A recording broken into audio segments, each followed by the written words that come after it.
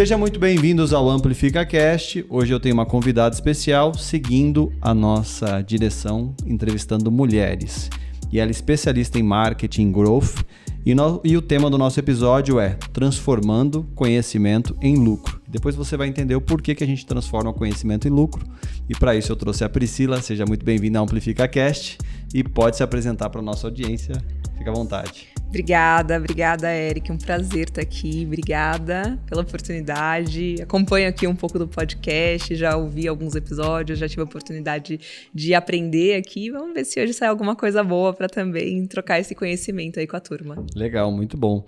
E para a gente falar um pouquinho, a gente vai falar sobre marketing, a gente vai falar sobre resultados, sobre vendas, canais que mais funcionam, mas é importante a gente conhecer um pouco da sua trajetória. Como é que você começou no marketing, falou, não, eu quero trabalhar com marketing, estava lá brincando em casa e tal.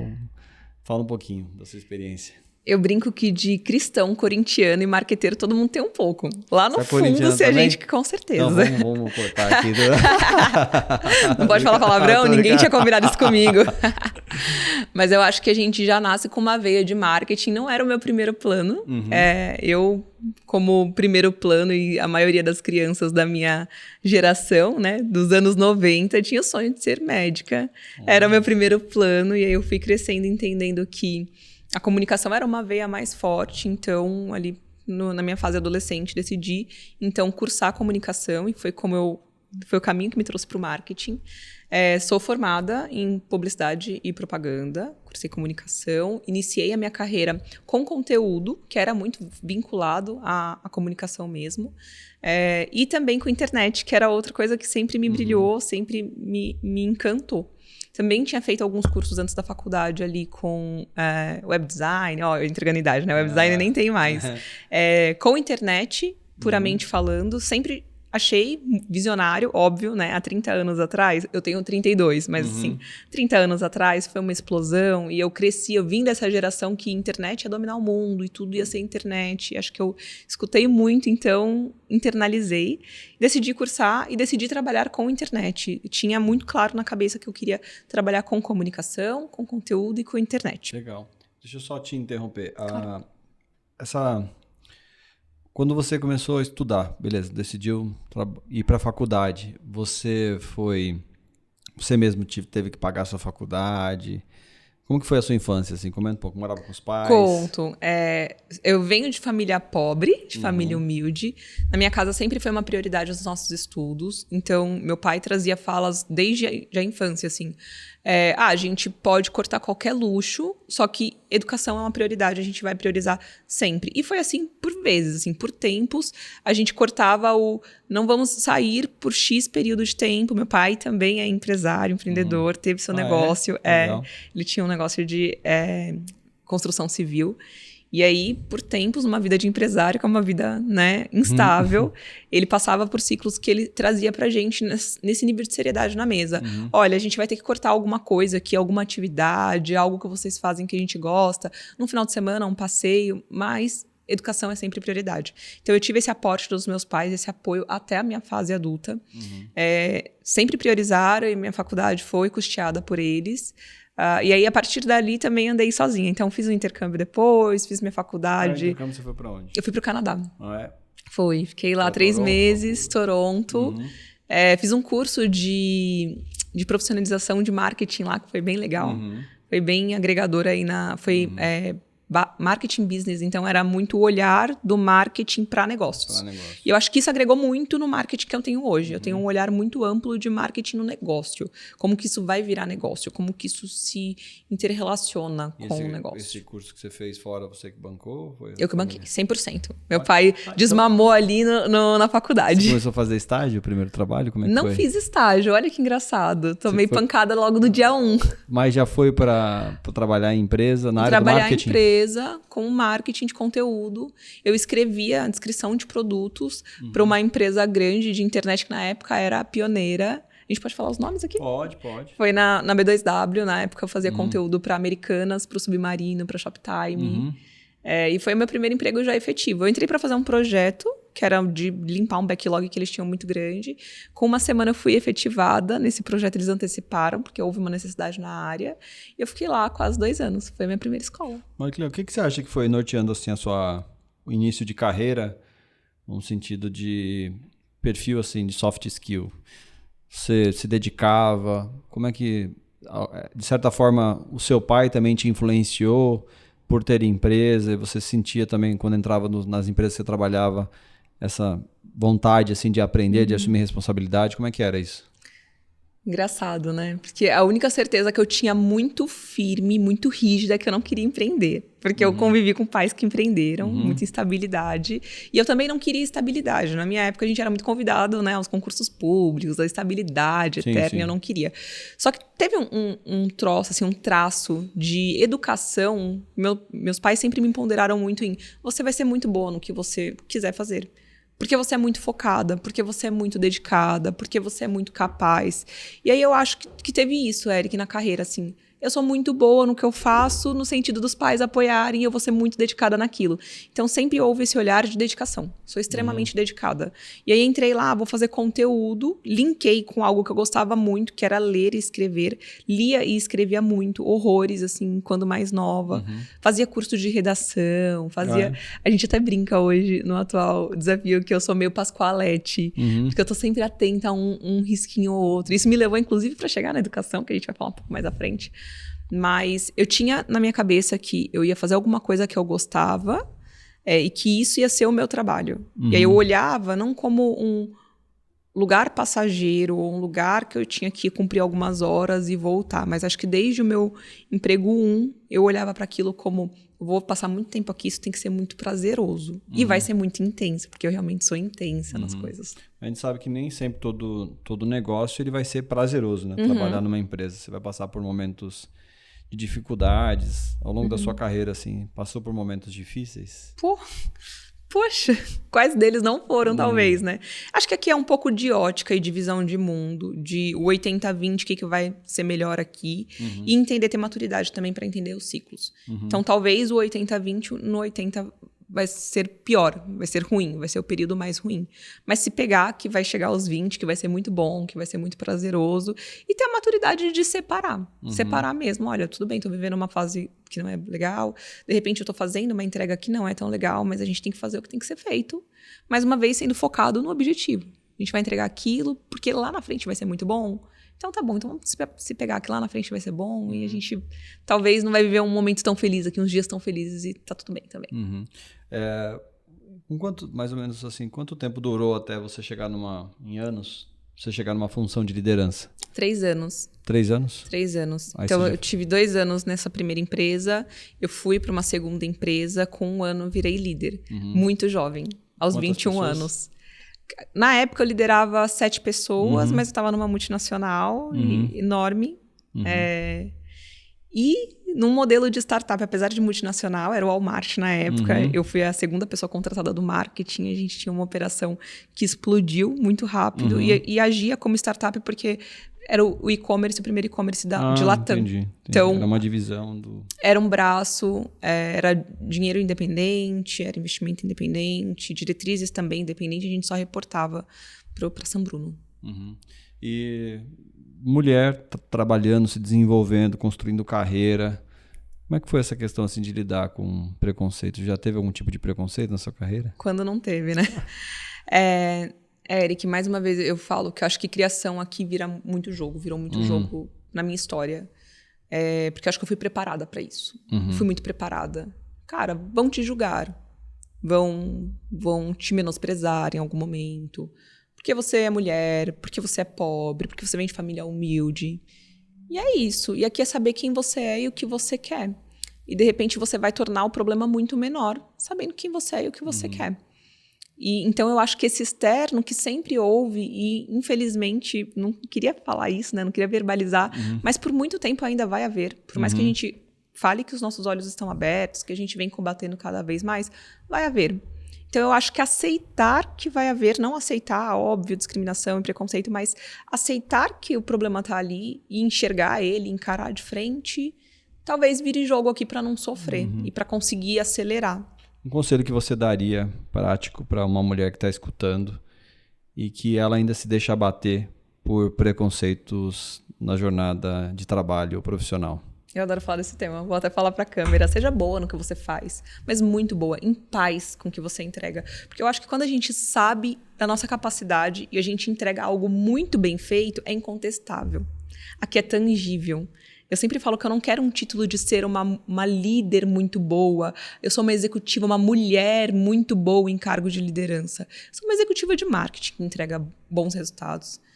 Eu sou uma pessoa que tem uma bagagem, mas que entrega um trabalho bom, porque eu faço com muito afinco, porque é custoso mesmo, mas no final ele vale a pena. A mulher aqui fica muito secundário. Fica muito, é a mulher, é cristã, é casada. Isso aqui tudo é um pacote que não entra na mesa quando eu tenho quando eu tenho segurança do que eu estou entregando. Legal. E um conselho prático também para como uma mulher ela pode se sentir segura e ter convicções de que ela é boa no que faz. Eu acho que é tangível isso. A gente sabe, lá no fundo a gente sabe no que a gente é bom e no que a gente não é bom.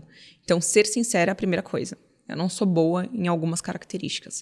E aí, o que eu faço com que eu não sou boa? Eu estudo, eu me aplico, eu tento ser boa, ou eu terceirizo, eu admito aqui que eu não sou boa, e eu terceirizo no que eu não consigo me desenvolver. Mas eu acho que o prático de ser mais segura é ter essa clareza. Eu não sou boa nisso, eu vou ter que me aplicar, e talvez eu vou ter que estudar mais do que uma pessoa que é boa, seja ela homem ou mulher. E o que eu realmente não consigo desenvolver, eu vou terceirizar com muita honestidade comigo mesmo. Sendo bem honesta comigo, eu não sou boa nisso. Você já foi demitida? Fui demitida uma vez. Como é que foi receber a notícia? Teve choro? Teve choro. Teve choro porque era um lugar que eu gostava muito. Acho que eu estava vivendo um dos meus melhores momentos de carreira. E eu tinha recebido um reconhecimento há 20 dias. Nossa. Mas teve um choro que durou minutos. Porque num pragmatismo também, numa clareza de situação, numa leitura de cenário, de situação.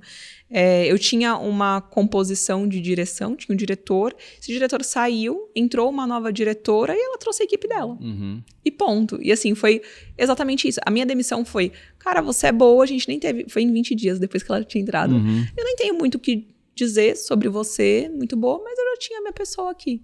Uhum. E aí triste, né? Mas aí é a vida corporativa como ela é. E aí como é que você tem esse mindset de olhar para a dificuldade, tem ali, né, um momento ruim, tem um trauma, né, um choro e tal, e você tem um mindset positivo para enfrentar uma situação como essa? Mais uma vez, eu acho que é tendo clareza de quem eu sou, do que eu entrego, sabendo que não era nada pontual, e se fosse eu tinha que corrigir, como eu recebo feedbacks ao longo da minha carreira, positivos e negativos. Os negativos, muitas vezes eu não concordo, mas eu vou olhar com carinho, porque se alguém me apontou que alguma coisa está errada ou está ruim naquela situação, eu tenho que ter carinho comigo também, de ser honesto e falar, tudo bem, eu erro. Priscila erra às vezes, como todo ser humano, e por mais que eu seja muito aplicada, muito esforçada, eu vou errar. Mas é ter essa tranquilidade de falar, eu não vou ser boa em tudo, de repente foi ruim aqui, eu vou limpar e vamos embora, porque a vida acontece, né? O outro dia ele acontece, ele tá aí. E essa questão assim de avaliação de desempenho, né? A gente, na função do marketing, as empresas olham o resultado, ninguém tem um dinheiro infinito, tem um orçamento. Você precisa fazer mais com menos, né? Precisa otimizar, trazer resultado e tudo mais. Só que para trazer esse resultado, você precisa ter pessoas do seu lado boas, que estão ali junto com você, operando no time. O que você julga hoje, por exemplo, dentro do seu time, falando de uma área de growth, de marketing, de crescimento, de performance, que é vital um profissional ter? Cara, falando até um pouco de geração, né? Eu acho que há 6 ou 7 anos atrás... eu liderava com mais tranquilidade quanto a pessoas, porque eu trabalhava com gente um pouco mais velha, que vinha de outra geração e estava focada em outras coisas. Mas falando da nova geração, uma pessoa, para se tornar muito boa, e eu acho que não é só no marketing, qualquer área, ela precisa ter humildade de reconhecer, porque a gente vem de uma geração que sabe muito, que sabe tudo. Tem um chat GPT agora para responder a pergunta. Imagina, faz com o pé nas costas. Eu vi um post, você deve ter visto isso, esse conteúdo que circulou no LinkedIn, que as novas gerações estão pedindo conselhos profissionais pro chat GPT. Total. Cara, e é exatamente isso, assim. É muito engraçado dialogar. O Henrique vai começar a pedir, hein, Henrique, agora. Olha, Henrique, eu vou te falar, viu, sua geração. O lado humano também funciona, pode deixar. Mas é engraçado que se a gente olhar há 10 anos atrás, né, eu lembro que quando eu comecei a minha carreira, eu olhava os meus líderes como uma inspiração. E é óbvio, a gente não amava todos. Mas ainda os que a gente não amava, a gente falava, cara, esse cara é muito bom nisso. Como que ele faz pra ser bom nisso? E o lado bom, né? Você aprende com os bons exemplos, você aprende com os maus exemplos. A gente sabe o que não quer pra vida, Isso, né? É muito bom realmente ter pessoas ruins, às vezes, perto, pra gente saber o que a gente não quer. E essa geração não é assim. Então, ela realmente terceiriza essa inspiração, ela terceiriza a inspiração, ela terceiriza esse direcionamento pra internet. Então, eu acho que uma pessoa, para se tornar muito boa hoje, ela precisa ter essa humildade de reconhecer que ela tem uma curva de aprendizado e de conhecimento e de desenvolvimento que precisa ser aplicado, precisa ser construído no dia a dia. E ela precisa ter essa inquietação, que é muito difícil também. Eu acho que um profissional marketing falando, ele precisa ser inquieto. Ele precisa ser focado também, né? Ele precisa estar inconformado. Ele precisa... Cara, foi bom. Eu fiz um post que foi bom, surgiu o resultado, mas como agora vai ser melhor? Não pode sentar, sabe? Ah, foi bom, legal, não precisa mais fazer. Porque eu vejo que a gente tem esse ciclo de queda de energia também. Ah, foi muito bom. Ah, eu venho de lugares que nós éramos o maior, né? Então, quando eu estava num sistema de ensino, eu era o maior sistema de ensino do Brasil. Maior, tinha 550 mil alunos. E aí, o que eu trazia para o time? Como a gente vai ser melhor? Pra gente, o circo tá fechando, porque a gente já é muito grande. Como que a gente vai aumentar daqui? Diferente de um pequenininho que você tem um step muito alto. Você tem muito campo para correr. E essa coisa também Você falou de nova geração, né? E a internet hoje, quando você acessa o Instagram, enfim, existem promessas e promessas de ficar rico rápido. Muito rápido. Tudo é muito rápido. De crescer rápido. Você vai faturar milhões em X dias, R$1.000 em, sei lá, R$50.000 em X dias. Então, acho que isso acaba também trazendo uma influência de que tudo na vida é rápido. Quando uma pessoa está construindo uma carreira, aí você pode dar esse conselho para quem está começando essa carreira, o sucesso ou a construção de uma carreira, ela acontece de forma rápida? Cara, eu não me vejo na linha do tempo parando de construir a minha carreira. Eu não me vejo. Então, eu tenho planos que no futuro, talvez eu tenha a minha empresa, no futuro, talvez eu esteja em outro movimento, mas eu nunca vou parar de me capacitar e eu nunca vou parar de aprender, né? Hoje eu faço mentoria, eu tenho um mentoring. A Alê, se estiver vendo, isso é para você. Eu tive a sorte de ter pessoas muito boas ali ao longo da minha trajetória que foram me formando e que eu também tive muita sede de beber da fonte. Então, eu sempre fui aquele carrapato, sabe? Chato que grudava e falava, ei, me explica isso, me conta isso. Vi você se posicionando assim numa reunião, como que você chegou nesse raciocínio? Mas hoje essa geração não tem isso, né? Sim. Então essa geração eu brinco que são os heads de urgências, que trabalham 2 ou 3 meses numa empresa e depois de ali já viram uns heads, né? Então tem lá, às vezes eu vou analisar um currículo e eu vejo... Você fala SEO, mas você olha o currículo, né? A trajetória... Não tem um storytelling, inclusive. Eu vejo um conteudista, um head de conteúdo que não sabe fazer um storytelling do seu próprio currículo. Engraçado, mas existe esse movimento mesmo, é muito simples. Talvez eu veja um vídeo de 30 segundos que me explique o caminho das pedras e que quando talvez uma pessoa mais velha, tipo os pais, vão te aconselhar, você fala, na sua geração, imagina. Então é um desafio, realmente é um desafio da nova geração. Eu imagino que nos próximos anos a gente vai começar a sentir isso no campo executivo. No campo de C-Levels, a gente vai começar a sentir essas gerações que vêm tão ansiosas e tão imediatistas e tão preocupadas no tempo curto, né? Como que vai ser? Você sabia que esse podcast, ele é da Amplifica Digital? Se você ainda não nos conhece, acesse o nosso site amplificadigital.com.br e lá você vai conhecer um pouco sobre o que a gente faz, os nossos serviços, o que a gente entrega para o mercado, para empresas de diferentes segmentos. Você também vai ter a oportunidade de conhecer o nosso portfólio, os nossos cases de sucesso. Você vai ter a oportunidade também de falar com um de nossos especialistas. Te convido a acessar agora amplificadigital.com.br e se você precisa de um parceiro estratégico para te ajudar nas ações de marketing digital B2B ou B2C, fale com a gente e agende uma reunião agora.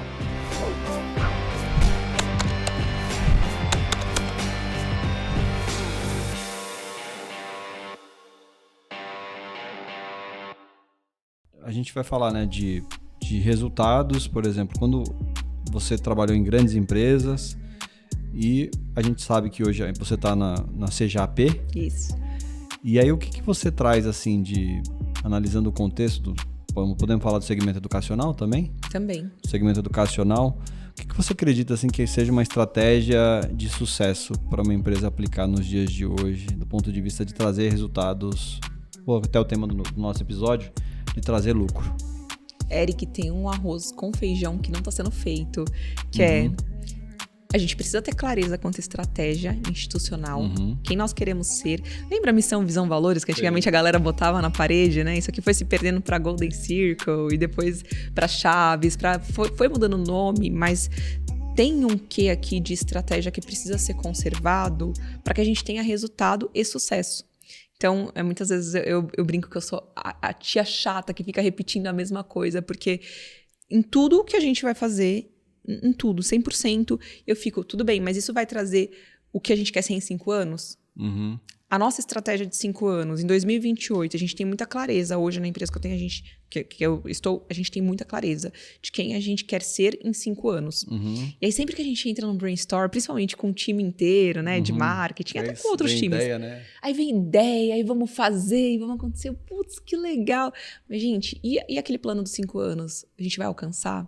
Então, eu acho que o resultado, ele tá muito atrelado com a visão executada, com a palpável. Não com a visão de, a gente quer ser porque vai ser super legal, porque a gente vai ganhar muito dinheiro, mas como a gente vai ser? E vamos executar, vamos fazer o arroz com feijão, e no meio do caminho, se der pra gente trazer uma farofinha, se der pra gente colocar uma proteína legal... Mas vamos ser guardião do arroz com feijão. E eu acho que as empresas, principalmente se a gente olha para startup, né? Muitas vezes elas quebram rápido, porque elas querem o resultado rápido, e elas se perdem no que elas querem. Então elas conseguem ter esse tiro curto, e o tiro curto não é sustentável. Já está provado que não é sustentável.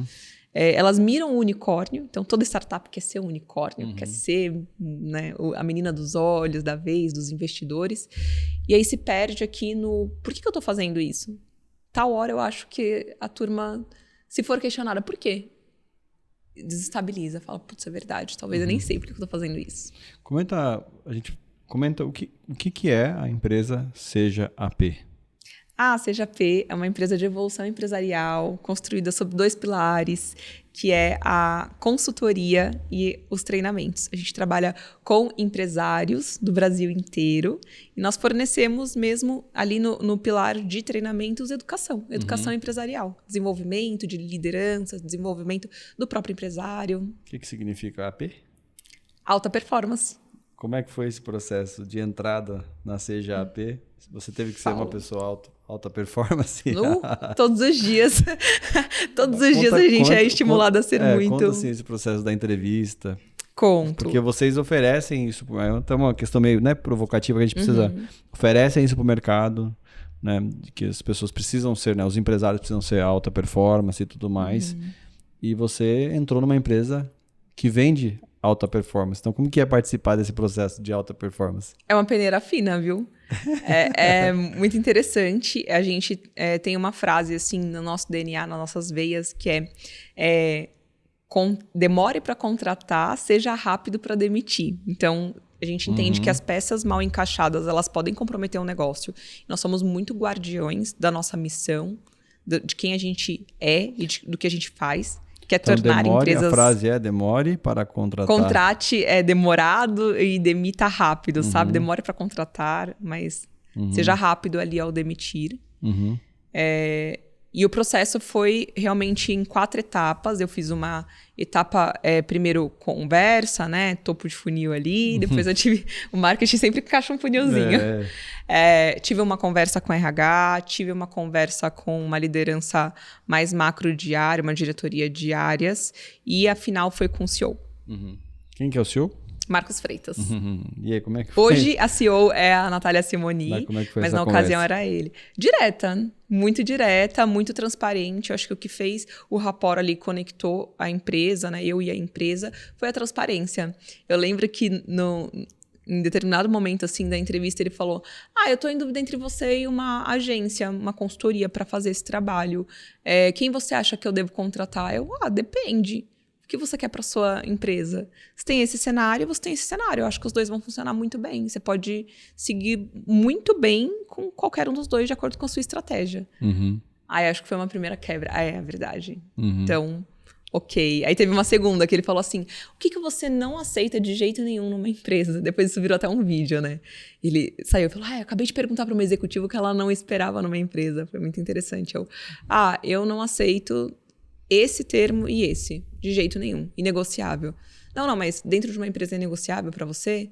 É inegociável. Esses 2 pilares é inegociável. Como eu acredito que dentro da sua empresa há aspectos inegociáveis dentro da sua cultura. A minha cultura é inegociável. Inclusive, eu vou ler para você aqui, na época a gente tinha 12 mandamentos, eu vou ler para você aqui os 12 mandamentos, e que se você não se sentir confortável em qualquer um deles, a gente encerra aqui.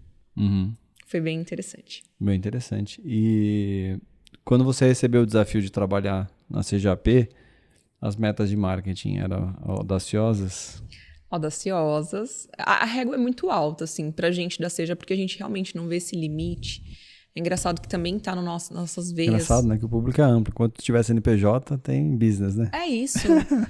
A gente uma vez fez um estudo. Eu tenho um dado de uma plataforma que a gente é assinante. Acho que só até agora, nesse primeiro trimestre, já tinham sido abertas mais de 600 mil CNPJs. A gente fez um estudo em cima desse aplicativo. A gente olhou, mapeou empresas do Brasil inteiro, colocou dentro do nosso CP e falou, caraca, mas é muito, né? Como que a gente vai tocar todo mundo? Porque um dos nossos treinamentos a gente tem como missão que é um treinamento obrigatório, que todo empresário tem que fazer. Então, a nossa régua é muito alta. A gente tem que atingir todos os empresários. Exatamente. Eu falo que o grande desafio, né? Por exemplo, eu era um técnico formado em tecnologia, pós-graduado em tecnologia, que decidi empreender. Então, administração de empresa, análise financeira, essas coisas são meus pontos fracos. Não tá lá na faculdade, né? A gente vê também o setor de serviços crescendo muito e nos procurando muito, vindo muito para essa evolução mesmo empresarial, porque o setor de serviços não aprende na faculdade. Um médico, um dentista não aprende a fazer negócio na faculdade. Né? E a gente vê um movimento natural, principalmente pós-pandemia, de empreendedorismo. Todo mundo foi despertado a empreender aqui no Brasil, a galera degustou e tá gostando. Só que fica escasso dessa parte educacional mesmo do empreender. Legal. E vocês têm hoje lá na CGAP, vocês têm o treinamento presencial, né? Temos. Tem, acho que pelo que eu me lembro, tem um diagnóstico também, que já foi impactado pelo diagnóstico. E, então você tem a questão também que eu anotei aqui, que é o Elite. Nós temos o Elite Empresarial, que é um grupo. Hoje nós temos 130 empresas dentro desse grupo. A gente toca esses 130 projetos ao redor do Brasil inteiro. Ah, entendi. Tá. E assim, como que você constrói uma estratégia de marketing que seja rentável para poder trazer resultado para a empresa? Assim? O que você olha, por exemplo? Você tem diagnóstico, que é um ticket menor, né? Ou é gratuito, né?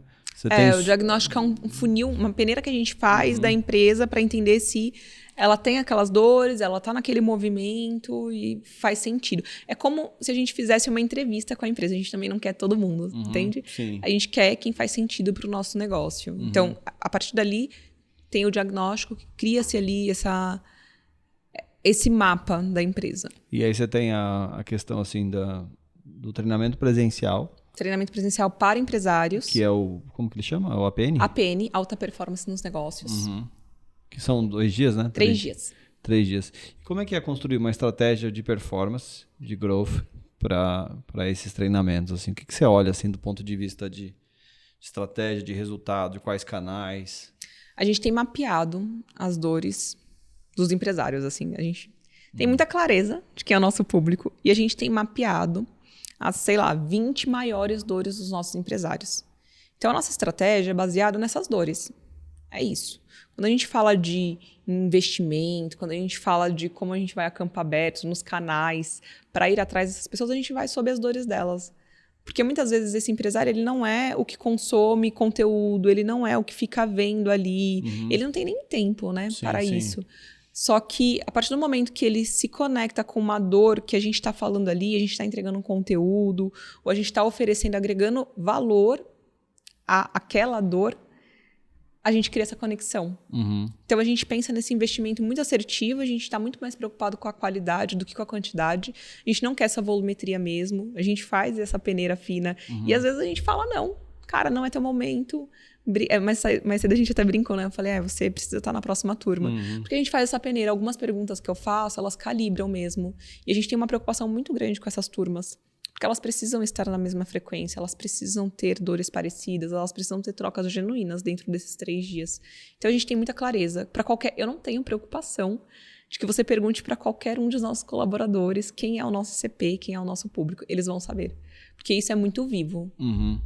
E essa questão assim de você cria a estratégia, né? Então, a estratégia ela envolve investimento em digital, você tem os eventos presenciais, você tem uma estratégia multicanal, né? Multicanal. E também tem uma equipe de vendas. Tem uma equipe de vendas, a gente pensa nos canais, então eu tenho estratégia do digital, eu tenho estratégia de prospecção, eu tenho estratégia de notoriedade de marca, tenho eventos para notoriedade, e aí a gente tem um time de vendas que vai, dentro da estratégia, pensar numa ação específica, também plugando cada um.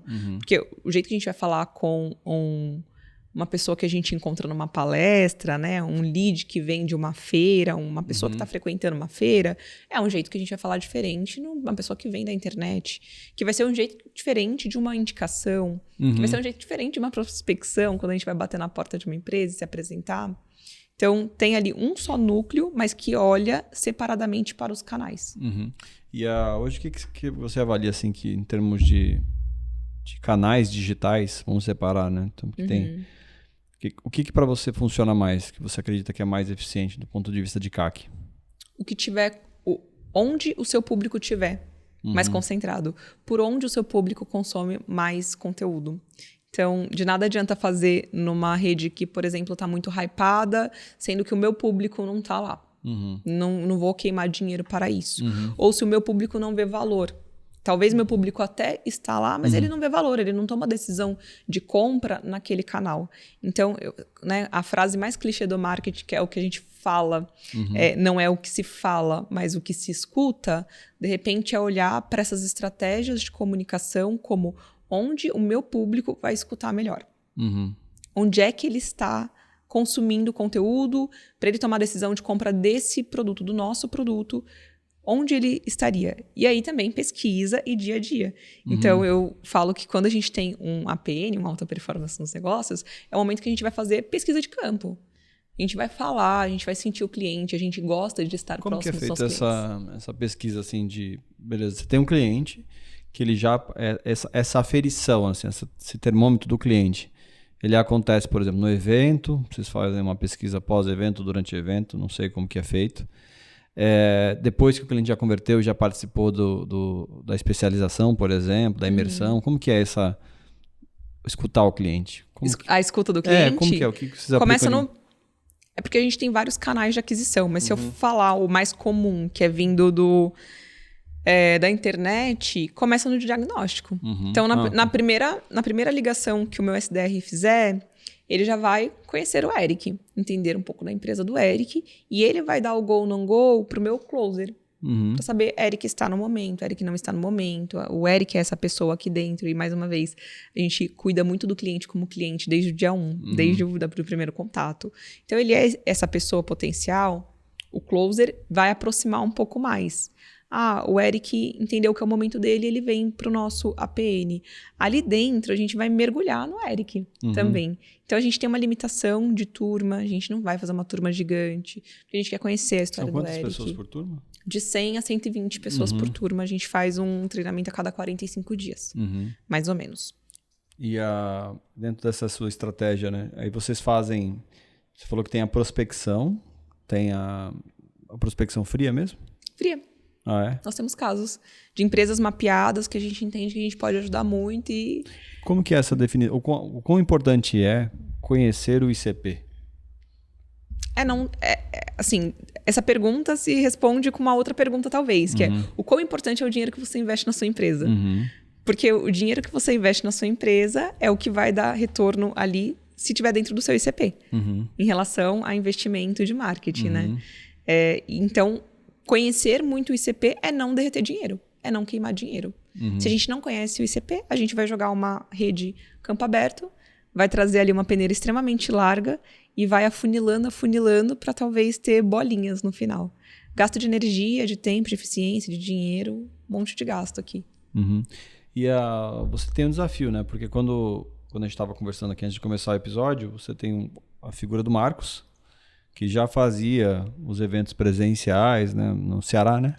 No Ceará, começou lá em Fortaleza. Isso e tal, e depois ele veio para o digital.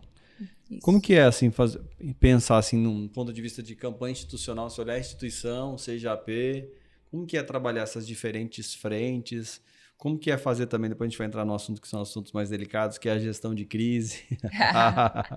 Muito bom. É tranquilo porque nós somos a CGAP, nós não somos o Marcos Freitas, né?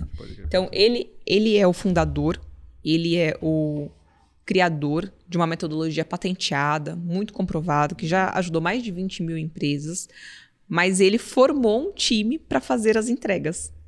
Então, para além aqui desse CPF que tal hora é um CNPJ também, nós, quanto empresas, seguimos no rumo de visão de 5 anos, né? De médio e curto prazo, de missão, de valores. E aí, essa outra marca está apartada. A gente transita com ela em algum momento, mas ela está apartada.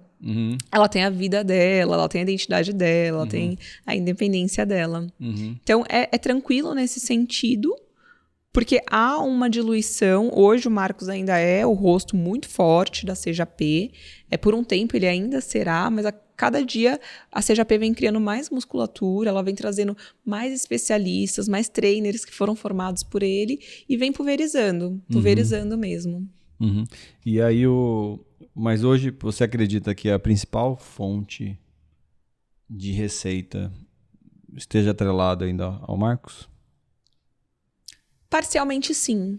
Porque é engraçado você falar isso, porque assim, eu não lembro quando que a gente se conheceu, foi no LinkedIn, né? Foi. E eu acho que foi eu que te mandei o convite, uma coisa assim, e eu vi lá o Seja AP. Aí eu liguei com a questão do Marcos. Mas antes de conhecer, porque acho que quando a pessoa me ligou, tô falando do funil, já tá funcionando, viu? Quem tá assistindo aí, o funil deles tá funcionando. Tá muito bom, olha aí, turma. Então me ligaram para fazer uma qualificação. E aí divulgaram mais esse nome aqui, CGAP, então eu fiz uma correlação, né, do Marcos com a empresa CGAP. Mas o que me estimulou, eu tô falando do ponto de vista de empresa, foi o conteúdo do Marcos. No Instagram, que é o que eu sigo. Inclusive, nem sabia que ele tinha LinkedIn. Eu fui até ver antes do nosso episódio, fui lá e fui seguir também. Então, o que me estimulou foi Marcos. Então, você tem um desafio, né? Temos. Porque não tem como dissociar, né? Porque é uma marca presente, tem uma certa ali... Ele tem um perfil de comunicação também específico e tal. Então, isso é um pouco a característica da marca. Para você fazer esse trabalho também da CGAP, se tornar essa máquina de entrada de novos clientes, vai ser um desafio, né? Como que você pretende resolver esses desafios? É um desafio que está simples, porque se eu olho para os meus produtos, parte dele ainda é muito vinculado ao Marcos Freitas. Mas parte dele, que daí vem bastante de... depois que a pessoa está em casa, né? Depois que ela entra aqui na nossa casa e ela entende como funciona o mecanismo, e ela cria confiança também de entender que é uma réplica, que toda a metodologia, todo o conteúdo é uma réplica do fundador, né? Essa criatura começa a tomar força. Então, hoje, no meu grupo empresarial mesmo, né? No Elite, as pessoas já não têm mais esse apego, elas têm a confiança de que um dos consultores é altamente capaz de entregar um ótimo serviço que foi muito bem administrado ali, muito bem ministrado pelo fundador, pela criatura, né? Então, criador e criatura, eu acho que tá simples porque em determinado momento eles estão fazendo essa diluição de uma maneira orgânica e bem sincera ali, bem tranquila mesmo. Legal. E como que você testa, assim, novos canais de aquisição? Como a gente só sabe testar, né? Na prática. Então, a gente, agora, nesse ano, a nossa estratégia está sendo um pouco mais vinculada ao físico, né? Então, a gente tem algumas feiras que está rodando, tem algumas palestras, a gente vai lá e testa. Então, a gente calcula o ROI, fez o primeiro, olha a cauda longa, principalmente disso, porque a gente entende que o comportamento talvez não vai ser o mesmo comportamento que a gente está acostumado. A partir ciclo, disso, né? É ciclo. E aí, baseado em muitos dados, baseado em muito estudo e muita maturidade para enxergar isso, principalmente nesses ciclos, que talvez vão ser diferentes, talvez não vai ser um tiro curto, talvez vai ser uma porção de estratégias para conseguir tangibilizar. A gente também fala go ou não go. Isso aqui funcionou, isso aqui não funcionou. Uhum. E dentro da... porque se a gente vai olhar, né, por exemplo, grandes marcas são estabelecidas no mercado, elas têm, né, elas continuam fazendo um arroz com feijão, né? Ora, fazem o digital, faz o online, faz o offline, fazem eventos, tudo isso acaba ajudando dentro da estratégia. E como que você enxerga, por exemplo, o futuro das suas ações com relação à experiência de quem quer participar da imersão, assim? Eu acho que existe uma costura interessante, é uma história que ela tem que ser contada, muito bem contada, tal do storyline, storytelling, que a gente fala tanto no mercado, né? Com bastante consistência e palpáveis, para que essa história seja contada e tenha força e relevância. E eu também enxergo uma diluição quanto ao digital, né? Hoje a gente tem uma procura já natural de indicações. Então, cheguei aqui... O trabalho assim, o brand você está fazendo performance, está fazendo conversão, está fazendo growth, mas o brand está sendo construído, né? É isso, ele está sendo... E o que é o branding? É essa conexão mesmo de pessoas. Então, mais uma vez, quando ela está em casa, pra gente tá muito fácil, né? Porque a partir do momento que ela esteve em casa, que ela conheceu, que ela provou daquilo, visto não é mais desvisto. E naturalmente o boca a boca, antigo que não se fala mais, né? Mas o boca a boca, ele acontece. E aí, isso me dá uma segurança para não me preocupar tanto com o longo prazo do digital, que a gente já sabe que no tempo aí de muitos e muitos anos à frente, ele vai ser um pouco mais comprometido. E hoje como que você avalia, assim, por exemplo, essa divisão, assim, acho que primeiro, assim, qual que é o canal que você mais tem conversão? Instagram hoje. É? Instagram, porque é por onde a gente faz nosso tráfego pago e é de onde vem muito consumo de conteúdo do Marcos Freitas. É? E vocês direcionam já algum tipo de esforço para LinkedIn? A gente tem um movimento mais sutil, mas aí quando a gente mapeia o nosso ICP e entende um pouco do comportamento do nosso consumidor, ali ainda é tímido. Ali a gente ainda faz testes. Google Ads? Google Ads também sutil. Porque o nosso produto não é um produto que é comprado via Google. Muito difícil alguém digitar lá que quer um treinamento e comprar no primeiro, entende? Então, mais uma vez, pensando com inteligência sobre o investimento do nosso dinheiro, de repente não é assertivo estar em todos os lugares, só por estar, só por visibilidade.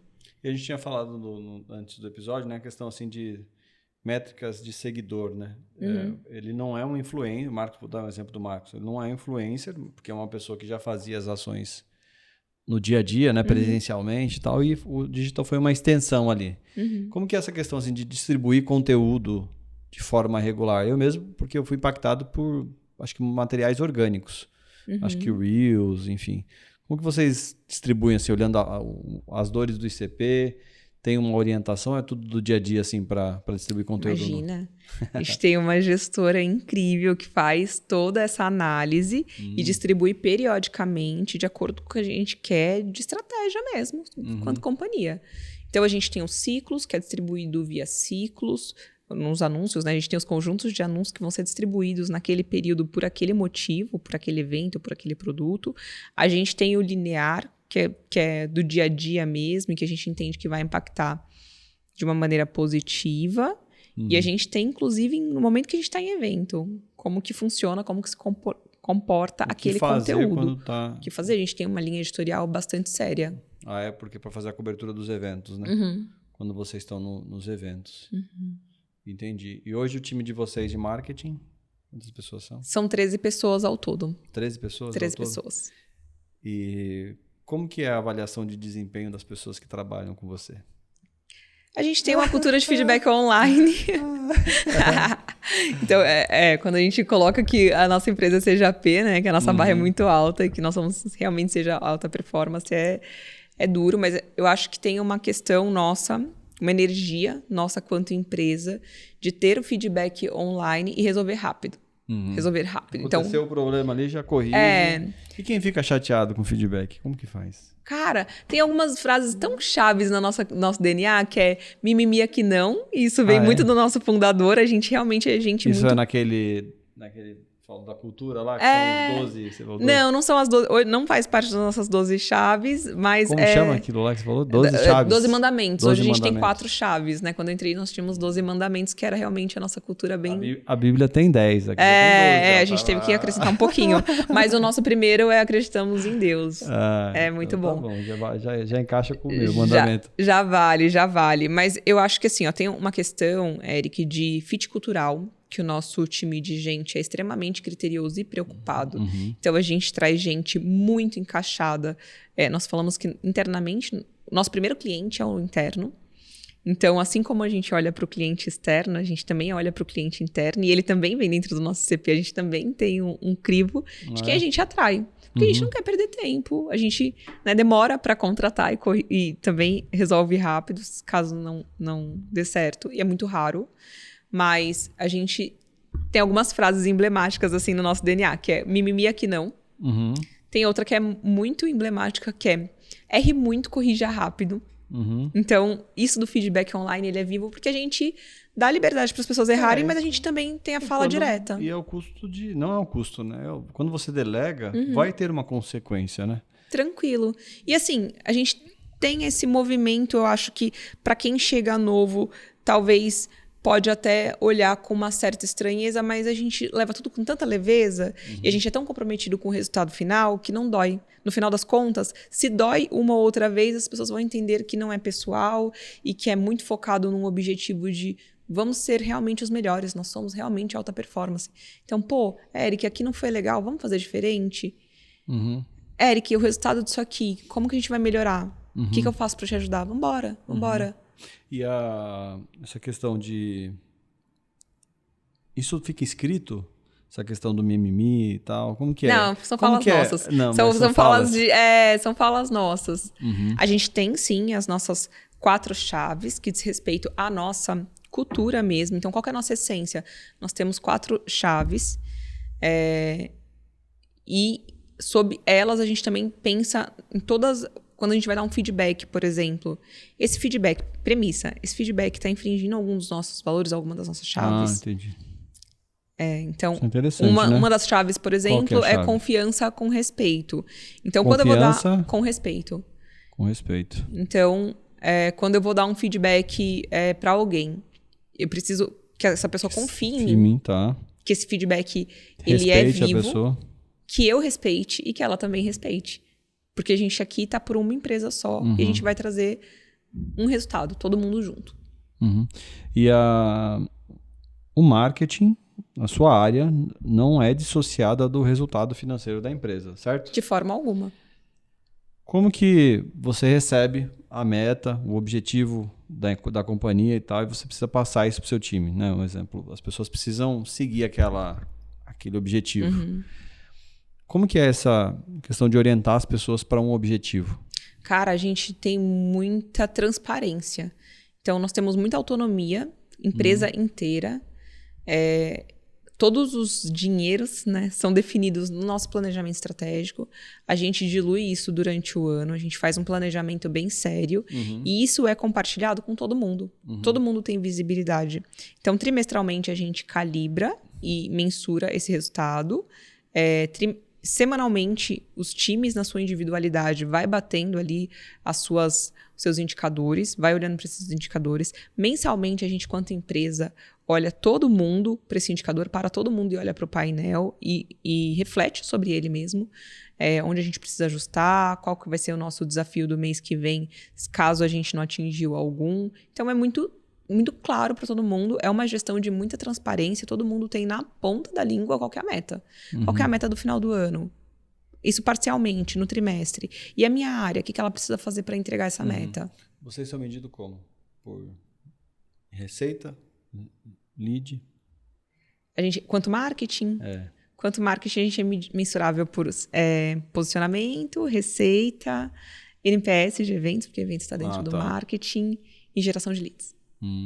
Legal. E o canal mais eficiente para vocês, então, é o Instagram. Hoje, sim. Hoje, sim. A questão do trabalho, assim, vocês trabalham remoto? Não, somos 100% presenciais. Ah, é? E me conta um pouco da diferença do remoto do presencial. O que você enxerga, assim, como... A empresa é 100% presencial? 100% presencial. É. E como que é essa dinâmica? Eu sou a favor do presencial. Do presencial. Também. Eu gosto de vir aqui, por isso eu tô aqui, eu gosto de vir aí no escritório. Isso nunca vai mudar em mim, pelo menos. Tem uma energia que muda. Aqui na CJP sempre foi 100% presencial. Eu já trabalhei em formato 100% remoto. Tinha gente fora do Brasil, tinha gente no Brasil inteiro. No meu penúltimo desafio, eu tinha híbrido. Uhum. Então... E eu, inclusive, era muito híbrida, porque era uma empresa de outro estado, e eu ia todas as semanas para esse estado, mas ficando aqui em São Paulo, ainda morando aqui em São Paulo. E Eric, cara, nós somos uma empresa de pessoas, e pessoas são pessoas, né? E aí aqui eu vou falar sem CNPJ por trás, mas pessoas são pessoas e elas precisam de pessoas. Então eu acho que tem o seu valor, sim, o modelo híbrido, que às vezes é necessário estar num ambiente, principalmente porque a gente veio nessa ressaca de pandemia, a gente ainda está aprendendo como lidar com esse open space, com todo mundo agora fazendo reunião, porque antes você não fazia um meeting com um cliente, você ia até a empresa do cliente, ou o cliente vinha até a sua. Então hoje o desafio é a gente estar aqui no presencial fazendo remoto, né? Mas ainda assim há um movimento de pessoas que precisa acontecer. As pessoas são pessoas. Então você só vai sentir o calibre de um feedback online se você estiver olhando no olho dessa pessoa. Se você entender o que aconteceu na situação aqui. Uma realidade, né? Se você ver a expressão corporal dela. É que nem aquela coisa, né? Eu tava até dando esse exemplo outro dia. Ninguém namora à distância. É isso. E quando namora à distância, faz de tudo para ou se aproximar para poder casar logo, para poder morar junto, porque não aguenta mais. É isso. Então a gente precisa de relacionamento humano, assim, né? Total. Do dia a dia, de sentir as pessoas. E falando do time de marketing especificamente, que é um time criativo, as coisas, a gente não marca uma reunião para ter uma ideia, não é mesmo? As coisas acontecem aqui online. Assim, né? Às vezes no elevador, vai tomar um café. Tomou um café no almoço, alguém passou, uma borboleta passou, o marketing olhou e achou incrível. Pumba, veio a ideia. Então, estar fisicamente distante, eu ainda acredito que é um desafio para times criativos. E de alta performance. E de alta performance. Combina com a marca, né? Alta performance. Vocês pensando assim, quem está construindo uma carreira no marketing, beleza? Pensando em mulheres, que a nossa série é com mulheres, é por isso que você está aqui também, porque a gente quer ouvir mais mulheres que estão construindo carreira como executiva, no marketing e tudo mais. Qual o conselho que você daria para quem já está dentro de uma empresa? Eu vou mudar um pouco a pergunta do começo. Já está dentro de uma empresa, já trabalha na área do marketing, é uma analista de marketing e quer alcançar uma posição de liderança.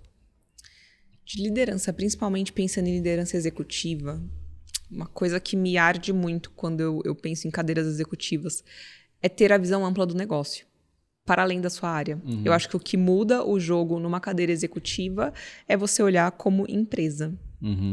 Então, se você entende que o marketing é uma ponta de uma associação maior, e que essa associação maior precisa acontecer, você vai conseguir ter ideias para gerar negócios. Não para fazer uma campanha bonita, mas para fazer uma campanha que converte, se é a meta da empresa, se é a estratégia da empresa. Ou para fazer uma campanha que fideliza, se é essa a estratégia da empresa. E aí, se você fica martelando que você tem uma estratégia quanto empresa e você precisa introempreender dentro dessa empresa, você é um negócio dentro dessa empresa para fazer esse negócio, eu acho que funciona legal. Legal. E o que você costuma fazer para relax, horas vagas? Eu me exercito, importante se exercitar para desobstruir, para conseguir pensar melhor, né? Eu gosto muito de viajar também, sou casada, meus pais moram no interior, então a gente é muito de interior. Leio um bocado, estou o tempo todo lendo. Priscila Pasqualetti, segundo minha equipe A Piada tá aqui, tá na mesa. Priscila Pasqualetti, acho que é um pouco disso. Também tento conciliar amigos, tento conciliar um pouco de momento só Priscila, que gosta de cultura, que gosta de arte e gosta de fazer meus programas sozinha também. Legal, muito bom. Estamos chegando ao final do nosso episódio do Amplifica Cast. Foi vários aprendizados aqui. E eu vou deixar você se despedir naquela câmera, depois eu volto. Fala de redes sociais, como é que as pessoas te encontram, se pode te mandar mensagem no LinkedIn, se você responde ou não. Ela responde, pelo menos respondeu. Pode, eu respondo. Demorei um pouquinho depois, né? Mas pode sim. O meu nome é Priscila Gomes Yaralhan em todas as redes. E Yaralhan, acho que depois dá pra colocar ali. Eu sou bem no profile, então eu não distribuo muito conteúdo nas minhas redes sociais. Eu sou um pouquinho mais discreta mesmo. Mas tô sempre aberta pra conversa. Podem me chamar no direct, podem me chamar ali no LinkedIn. Com certeza vai ser um prazer bater um papo. Legal. Muito obrigado, pessoal, e até o próximo Amplifica Cast.